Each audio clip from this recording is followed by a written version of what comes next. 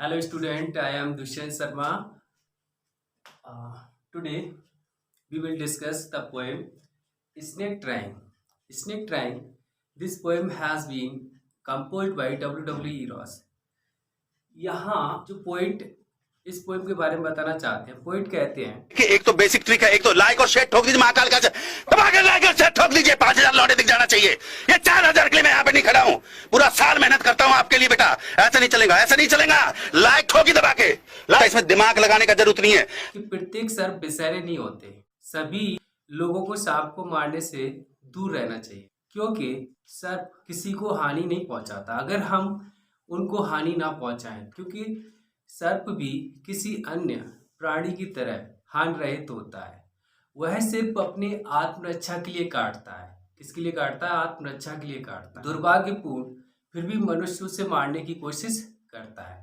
तो पॉइंट यहाँ क्या कहना चाहते हैं वो समझिए कि एक स्नेक जो कोशिश करता है बचने की कोशिश करता है, snake trying. I explain this poem. Stanza first. The snake trying to escape the pursuing snake with sudden curving thin, long body. How beautiful and graceful are his shapes! His glides through the water away from the stroke. Okay, I am going to tell some difficult meaning. Escape, to get free. Escape, to get free, it means बचना. Pursuing, to follow, पीछे पड़ना. Pursuing, पीछे पड़ना. Curving, it means bends, तिरछा हो जाना या मोड़ना, मोड़ते हुए. Glides, move, फिसलना. According to poet, the snake trying to escape the pursuing stick with sudden curving of thin. यहाँ सर्प कोशिश कर रहा है to escape pursuing the stick. यहाँ एक पतला सर्प अपने शरीर को मोड़ते हुए उस पीछा करती हुई छड़ी से बचने की कोशिश कर रहा है। How beautiful and graceful are his shapes. How beautiful, वह कितना शानदार और सुंदर है। उसका आकार, his shapes, उसका आकार कितना सुंदर और शानदार है। He glides through the water away from the stroke. वह उस प्रहार से बचने के लिए, स्ट्रोक इट मीन्स हिट, प्रहार, उस प्रहार से बचने के लिए पानी में चला जाता है। ग्लाइड्स मीन्स पानी में फिसलकर चला जाता है। Second stanza, let him go over the water into the reeds to hide.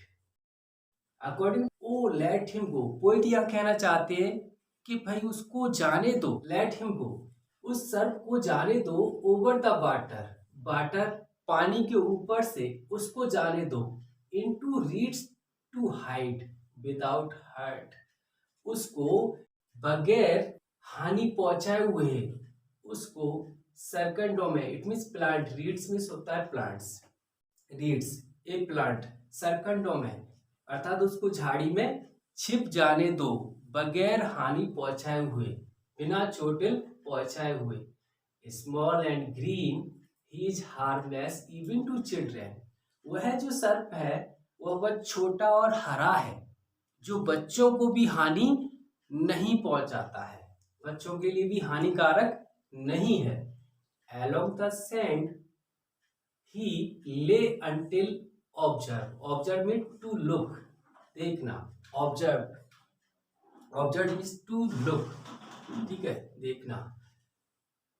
तो यहाँ पर पोइट कहना चाहते हैं कि वो बच्चों के लिए भी हानिकारक नहीं है। वह रेत पर, सैंड इज रेत पर लेटा हुआ था, रेत पर आराम से लेटा रहता है जब तक कोई उसे देखता नहीं, and chased away and now he vanish in the reverse, और उसका पीछा नहीं करता, तब तक वह लेटा रहता है किस पर? रेत पर।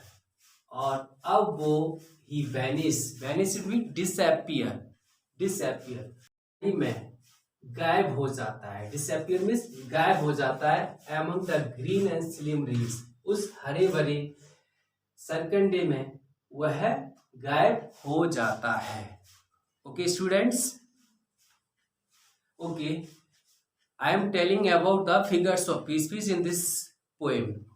तो first is figures of speech: to escape the pursuing stick. To escape the pursuing stick, it means in this figures of speech, transferred affect.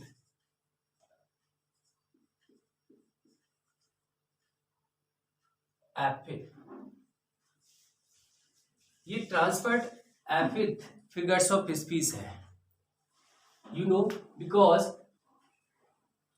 Adjective plus noun, जहां एडजेक्टिव प्लस नाउन आ जाता है, जैसे स्टिक है आपका noun, adjective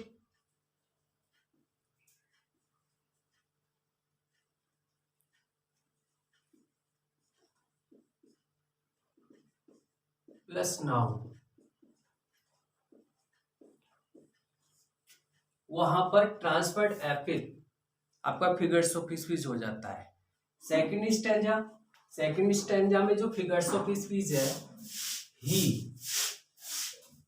harmless, in this line the figures of speech alliteration,